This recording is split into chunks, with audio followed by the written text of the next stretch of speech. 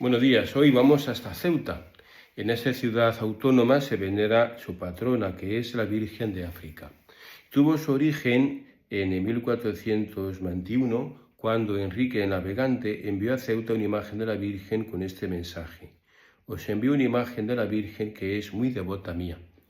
Y lo envió junto con el bastón de mando del primer gobernador, Pedro de Meneses, que es conocido como el aleo. Al recibirlo dijo la frase: con este palo me basto. Y esta frase es la que aparece en la Comandancia General de Ceuta. Bueno, pues la talla de la Virgen es una talla gótica del siglo XV, que es como una piedad en la que tiene la Virgen a Cristo crucificado entre su regazo. Es de una sola pieza. Y aunque es de madera, muchas veces se le presenta vestida con un rico ropaje. Llama la atención de que el cuerpo de Cristo es muy pequeñito comparado con las dimensiones de la Virgen. A veces se hacía un poco también obligado por el mismo tronco, ¿no?, que tampoco daba para más. Y entonces aprovechaba por lo que se podía para sacar de ahí también el cuerpo de Cristo. Pero hay también quien dice que es como un signo de la maternidad de María, igual que en Cristo volvería a ser otra vez ese niño indefenso y desvalido que vuelve otra vez al regazo de su madre. Bueno, sea como sea, pues es una imagen muy bonita que se venera en la ciudad de Ceuta. Hoy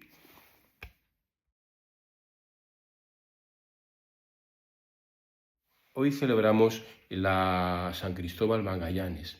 Es un sacerdote mexicano que vivió en un pueblecito perteneciente más o menos a la arquidiócesis de Guadalajara, México. Y ahí fue ordenado sacerdote y volvió precisamente a párroco del pueblo en el que le vio nacer. Muy contento y un hombre muy entregado, hizo muchísimas cosas de caridad y de preocupación por los suyos, a la vez que con un gran celo apostólico y un gran sacerdote. Le tocó la guerra cristera y por una intervención del gobierno muy desafortunada en la que prohibió el culto católico. Esto provocó las iras de los cristianos, que ya estaban muy enfadados por las decisiones que había tomado un gobierno realmente anticlerical, masón y ateo, y que salieron en defensa de sus derechos con la lucha armada. San Cristóbal, de todas formas, nunca bendijo la violencia, ni muchísimo menos. Es más, siempre pues apostó por un entendimiento pacífico y condenó repetidamente la violencia. Dijo que la fe no se define con las armas, sino con la caridad, con la persuasión, con la verdad, y en definitiva acudiendo y confiando en nuestro Padre Dios. Bueno, el caso es que un pelotón un ejército del gobierno le detuvo, el mismo general pues le juzgó, y aunque no consiguieron probar ningún delito que apoyara la guerra cristera, sin embargo en general sentenció de esta manera: aunque no se haya probado ningún delito, basta que sea sacerdote para que merezca la pena de muerte. Y así fue, y fue fusilado. Bueno, y con él también nos acordamos de todos aquellos mártires de esa guerra cristera que tan heroicos fueron por defender su fe en aquel México tan anticlerical y tan ateo. Seguimos con el viaje de San Pablo, que llegan precisamente hasta la misma Antioquía los judíos, que le fueron, posiblemente lo vimos, que fueron persiguiéndole durante todo este recorrido. Y en Antioquía ellos llegan y hablan de todo, como veíamos ayer, de todas las gracias que habían recogido en su viaje, y todo el mundo está muy contento.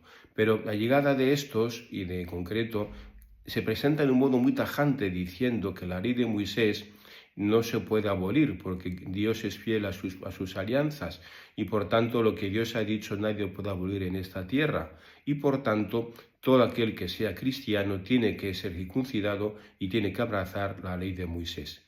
Tan tajantemente los pusieron y de una manera tan vehemente que se produjo una gran discusión entre unos y otros. Deciden, por tanto, que Pablo y Bernabé, acompañados de otros personajes importantes como Silas, fueran a Jerusalén para consultar ahí a los apóstoles. Y allá van, veis que se va a celebrar el primer concilio de Jerusalén. Bueno, y atraviesan Fenicia y Siria. Es un viaje, podemos decir, en olor de multitud, porque allá por donde van contando las maravillas que ha hecho el Señor, cómo en masa han venido gentiles a bautizarse, y todo el mundo está asombrado de todo eso, y todo el mundo está conmovido de cómo el Evangelio se va difundiendo por todas partes. Pero siempre queda, ¿verdad?, esa gran duda de si es verdad, claro, que hay que abrazar la ley de Moisés, si se puede ser cristiano si antes no se es judío.